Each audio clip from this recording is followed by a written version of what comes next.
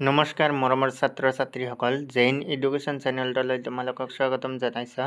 আজি আমি আলোচনা কৰিম পঞ্চম মান শ্ৰেণীৰ পৰিৱেশৰ পাঠ নং 10 আমাৰ উদ্যোগসমূহ নামৰ পাঠটিৰ প্ৰশ্নৰ উত্তৰবিলাক।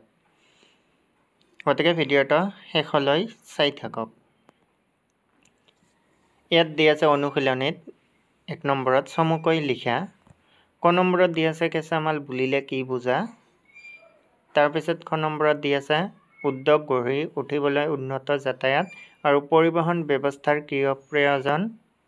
তাৰপিছত গ নম্বৰত দি আছে উদ্যোগ গঢ়ি উঠিবলৈ কি কি কাৰকৰ প্ৰয়োজন লিখা।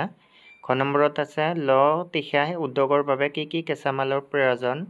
আৰু ঙ নম্বৰত পাটৰ কাপৰ কেনেদৰে তৈয়াৰ কৰা হয়। গতিকে এইখিনি প্ৰশ্নৰ উত্তৰসমূহ আমি কৰিবলৈ চেষ্টা কৰিম। গতিকে ভিডিঅ'টো চাই থাকক। ইয়াত 1 নম্বৰত দি আছে চমুকৈ লিখা, ক নম্বৰত আছে কেঁচা মাল বুলিলে কি বুজা। ইয়াৰ উত্তৰত হ'ব প্ৰকৃতিৰ পৰা পোৱা যিবোৰ সামগ্ৰী ব্যৱহাৰ কৰি আমাৰ প্ৰয়োজনীয় বস্তুবোৰ উৎপাদন কৰা হয় সেইবোৰক কেঁচা সামগ্ৰী বা কেঁচা মাল বোলে। তোমালোকে এইখিনি লিখি ল'ব। তাৰপিছত আছে খ নম্বৰত উদ্যোগ গঢ়ি উঠিবলৈ উন্নত যাতায়াত আৰু পৰিবহণ ব্যৱস্থাৰ কিয় প্ৰয়োজন। ইয়াৰ উত্তৰত হ'ব উদ্যোগ গঢ়ি উঠিবলৈ কেঁচা মাল আৰু অন্যান্য লাগতিয়াল সামগ্ৰী উদ্যোগলৈ কঢ়িয়াবলৈ আৰু উৎপাদিত সামগ্ৰী বজাৰলৈ নিবলৈ উন্নত যাতায়াত আৰু পৰিবহণ ব্যৱস্থাৰ প্ৰয়োজন। তোমালোকে এইখিনি ভালদৰে লিখি ল'বা। তাৰপিছত দি আছে গ নম্বৰত উদ্যোগ গঢ়ি উঠিবলৈ কি কি কাৰকৰ প্ৰয়োজন লিখা। ইয়াৰ উত্তৰত হ'ব উদ্যোগ গঢ়ি উঠিবলৈ প্ৰয়োজন হোৱা কাৰকসমূহ হ'ল 1 নম্বৰত উদ্যোগ এটা গঢ়ি উঠিবলৈ পৰ্যাপ্ত পৰিমাণৰ কেঁচা মালৰ প্ৰয়োজন। 2 নম্বৰত উদ্যোগ এটা প্ৰতিষ্ঠা কৰিবলৈ ভূমি আৰু প্ৰচুৰ মূলধনৰ প্ৰয়োজন। 3 নম্বৰত কেঁচা মালৰ পৰা উৎপাদিত সামগ্ৰী প্ৰস্তুত কৰিবলৈ অধিক সংখ্যক উন্নত মানৰ যন্ত্ৰপাতিৰ প্ৰয়োজন। আৰু 4 নম্বৰত আছে উদ্যোগত উৎপন্ন হোৱা উৎপাদিত সামগ্ৰী বিক্ৰীৰ বাবে স্থানীয় বজাৰ থকাৰ লগতে দেশ বিদেশৰ বজাৰৰো প্ৰয়োজন। তাৰপিছত 5 নম্বৰত হ'ব কেঁচা মাল আৰু অন্যান্য লাগতিয়াল সামগ্ৰী উদ্যোগলৈ কঢ়িয়াবলৈ আৰু উৎপাদিত সামগ্ৰী বজাৰলৈ নিবলৈ উন্নত যাতায়াত আৰু পৰিবহণ ব্যৱস্থাৰ আৱশ্যক। গতিকে তোমালোকে এইখিনি লিখি ল'বা। এইখিনি লিখি দিলে তোমালোকৰ হৈ যাব। তাৰপিছত চোৱা ঘ নম্বৰত আছে ল তীখা উদ্যোগৰ বাবে কি কি কেঁচা মালৰ প্ৰয়োজন। ইয়াৰ উত্তৰটো হ'ব ল তীখা উদ্যোগৰ বাবে প্ৰয়োজন হোৱা কেঁচা মাল হ'ল আকৰিক, ল, কয়লা আৰু চূণশিল। তাৰপিছত আছে ঙ নম্বৰত পাটৰ কাপোৰ কেনেদৰে তৈয়াৰ কৰা হয়। ইয়াৰ উত্তৰত হ'ব নুনী গছৰ পাত পাটপলুৰ খাদ্য। নুনী গছৰ খেতি কৰি পাটপলু পোহা হয়। পলুৱে সজা লেটাৰ পৰা ৰেচম সূতা উলিয়াই পাটৰ কাপোৰ তৈয়াৰ কৰা হয়। গতিকে পাটৰ কাপোৰ কেনেদৰে তৈয়াৰ কৰা হয় তোমালোকে এইখিনি লিখি ল'বা। তাৰপিছত চোৱা 2 নম্বৰত দি আছে খালী ঠাই পূৰ কৰা। ইয়াত দি আছে ক নম্বৰত মুম্বাই ভাৰতৰ আধুনিক দেশ উদ্যোগৰ প্ৰথম কেন্দ্ৰ। ইয়াত খালী ঠাইত বহিব যে মুম্বাই ভাৰতৰ আধুনিক বস্ত্ৰ উদ্যোগৰ প্ৰথম কেন্দ্ৰ। বস্ত্ৰটো তোমালোকে খালী ঠাইত বহাই ল'বা। তাৰপিছত আছে খ নম্বৰত কাগজ উদ্যোগৰ প্ৰধান কেঁচা মাল হ'ল ডেছ। ইয়াত খালী ঠাইত বহিব যে কাগজ উদ্যোগৰ প্ৰধান কেঁচা মাল হ'ল বাঁহ। বাঁহটো তোমালোকে খালী ঠাইত লিখি ল'বা। কাগজ উদ্যোগৰ প্ৰধান কেঁচা মাল হ'ল বাঁহ। তোমালোকে লিখি ল'বা এইটো। তাৰপিছত গ নম্বৰত আছে ভাৰতৰ সকলোতকৈ বেছি ৰেচমী কাপোৰ ডেছ ৰাজ্যত উৎপন্ন কৰা হয়। ইয়াত খালী ঠাইত বহিব ভাৰতৰ সকলোতকৈ বেছি ৰেচমী কাপোৰ কৰ্ণাটক ৰাজ্যত উৎপন্ন কৰা হয়। গতিকে কৰ্ণাটকটো তোমালোকে খালী ঠাইত লিখি ল'বা। তাৰপিছত দিয়া আছে ঘ নম্বৰত চেনী উদ্যোগৰ প্ৰধান কেঁচা মাল হ'ল ইয়াত খালী ঠাই দিয়া আছে যে চেনী উদ্যোগৰ প্ৰধান কেঁচা মাল হ'ল কুঁহিয়াৰ। গতিকে তোমালোকে কুঁহিয়াৰটো খালী ঠাইত বহাই ল'বা যে চেনী উদ্যোগৰ প্ৰধান কেঁচা মাল হ'ল কুঁহিয়াৰ। তোমালোকে এইখিনি খালী ঠাই ভালদৰে লিখি ল'বা। তাৰপিছত চোৱা তিনি নম্বৰত দিয়া আছে ক অংশৰ লগত খ অংশ মিলোৱা। ইয়াত দিয়া আছে ক অংশ আৰু খ অংশ। ইয়াত ক অংশত দিয়া আছে তেল শোধনাগাৰ, গেছ প্লাণ্ট, সাৰ উদ্যোগ, মৰাপাট উদ্যোগ। আৰু খ অংশত দিয়া আছে কঁঠালগুৰি, নামৰূপ, শিলঘাট, নুমলীগড়। গতিকে তোমালোকে এইখিনি মিলাই ল'বা যে তেল শোধনাগাৰটো হ'ব খ অংশৰ 4 নম্বৰটো, তেল শোধনাগাৰটো হ'ব নুমলীগড়। গতিকে তোমালোকে নুমলীগড়ৰ লগত মিলাই ল'বা। তাৰপিছত আছে গেছ প্লাণ্টটো হ'ব খ অংশৰ 1 নম্বৰটো কঁঠালগুৰি, গেছ প্লাণ্ট কঁঠালগুৰি। তোমালোকে মিলাই ল'বা। তাৰপিছত আছে সাৰ উদ্যোগ। তোমালোকে সাৰ উদ্যোগটো মিলাই ল'বা। সাৰ উদ্যোগটো হ'ব নামৰূপ। তোমালোকে খ অংশৰ 2 নম্বৰটো নামৰূপত মিলাই ল'বা। তাৰপিছত আছে মৰাপাট উদ্যোগটোৰ লগত হ'ব খ অংশৰ 3 নম্বৰটো শিলঘাট। গতিকে তোমালোকে এইখিনি ভালদৰে মিলাই ল'বা, কিতাপত মিলাই ল'বা।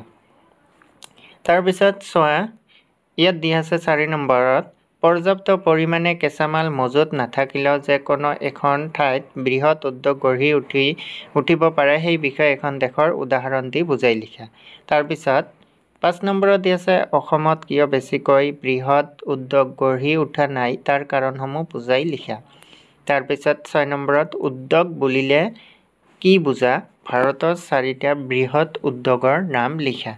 তাৰপিছত দিয়া আছে 7 নম্বৰত চমু টকা লিখা, চেনী উদ্যোগ, কাগজ উদ্যোগ, কপাহী বস্ত্ৰ উদ্যোগ, ৰেচম উদ্যোগ আৰু লটিকা উদ্যোগ। গতিকে আমি এইখিনি প্ৰশ্নৰ উত্তৰসমূহ কৰিবলৈ চেষ্টা কৰিম।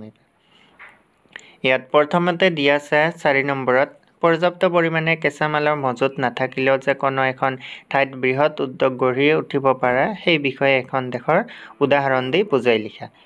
গতিকে ইয়াৰ উত্তৰত হ'ব পৰ্যাপ্ত পৰিমাণে কেঁচামাল মজুত নাথাকিলেও যে কোনো এখন ঠাইত বৃহৎ উদ্যোগ গঢ়ি উঠিব পাৰে তেনে এখন দেশৰ উদাহৰণ হৈছে জাপান।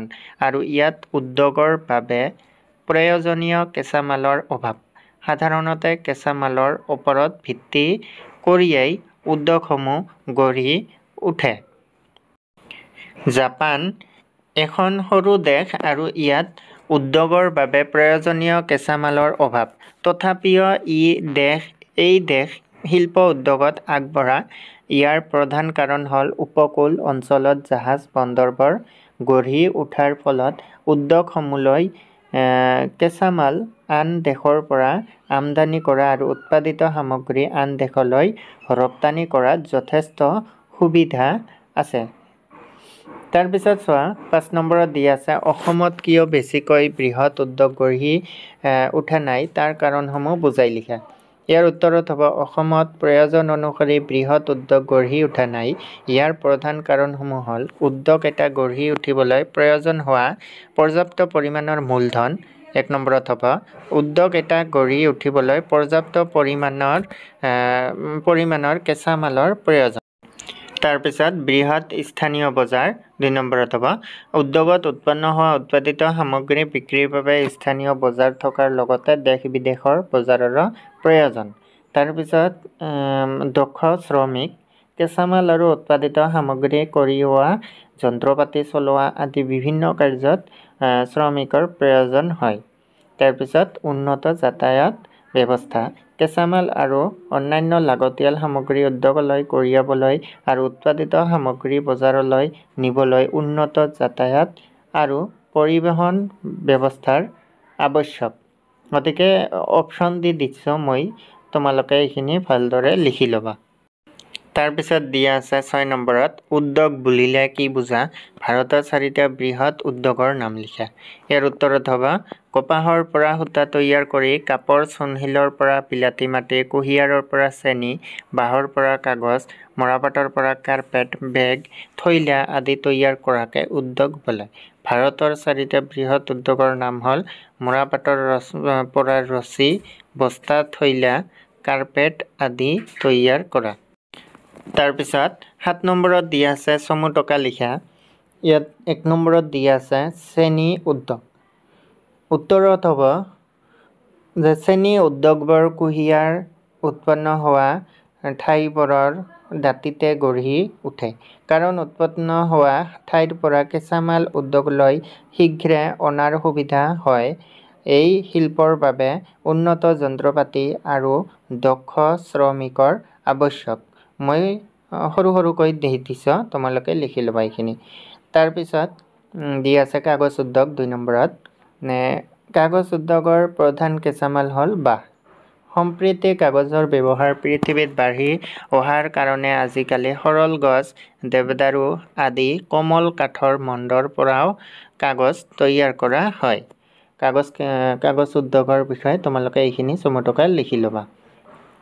তাৰপিছত চোৱা 3 নম্বৰত কপাহী বস্ত্ৰ উদ্যোগ। উত্তৰত হ'ব কপাহী বস্ত্ৰ তৈয়াৰ কৰাত প্ৰাচীন কালৰে পৰা ভাৰতৰ সুনাম আছে। ভাৰতত এই শিল্প প্ৰথমে হস্তশিল্পৰ স্তৰত আছিল। বৰ্তমান কপাহী বস্ত্ৰ উৎপাদনত ভাৰতে পৃথিৱীৰ ভিতৰত 2য় স্থান অধিকাৰ কৰিছে। গতিকে কপাহী বস্ত্ৰ উদ্যোগৰ চমুকৈ আহিলে তোমালোকে এইখিনি লিখি দিবা। তাৰপিছত চোৱা 4 নম্বৰত ৰেচম উদ্যোগ। ৰেচম উদ্যোগৰ উত্তৰটো হ'ব যে ৰেচম কাপোৰ উৎপাদনত ভাৰত পৃথিৱীৰ ভিতৰতে 2য়খন দেশ হিচাপে পৰিগণিত হৈছে। কেৱল কৰ্ণাটক ৰাজ্যতে দেশৰ মুঠ উৎপাদনৰ আধা অংশ ৰেচমী কাপোৰ উৎপন্ন হয়। গতিকে এইখিনি দিছোঁ, তোমালোকে ভালদৰে লিখি ল'বা। মই সৰুকৈ দি দিছোঁ। তাৰপিছত দি আছে ল-তীখা উদ্যোগ 5 নম্বৰত। ল-তীখা উদ্যোগ ভাৰতৰ অন্যতম বৃহৎ উদ্যোগ। ভাৰতত পুৰণি কালৰে পৰা তীখা তৈয়াৰ কৰা উদ্যোগ চলি আহিছে। এই উদ্যোগৰ বাবে কেঁচামাল হিচাপে আকৰিক, ল, কয়লা আৰু চূণশিলৰ আৱশ্যক। গতিকে তোমালোকৰ সুবিধাৰ কাৰণে মই এইখিনি সৰুকৈ দি দিছোঁ, তোমালোকে ভালদৰে লিখি ল'বা। মৰমৰ ছাত্ৰ-ছাত্ৰীসকল, ভিডিঅ'টো যদি ভাল লাগিছে লাইক এটা কৰি দিব আৰু ভিডিঅ'টো চাই কেনে লাগিছে তোমালোকে কমেণ্ট এটা কৰি জনাব। লগতে চেনেলটো প্লিজ ছাবস্ক্ৰাইব কৰি দিব আৰু ভিডিঅ'টো তোমাৰ বন্ধু-বান্ধৱীলৈ প্লিজ শ্বেয়াৰ কৰি দিব। ধন্যবাদ।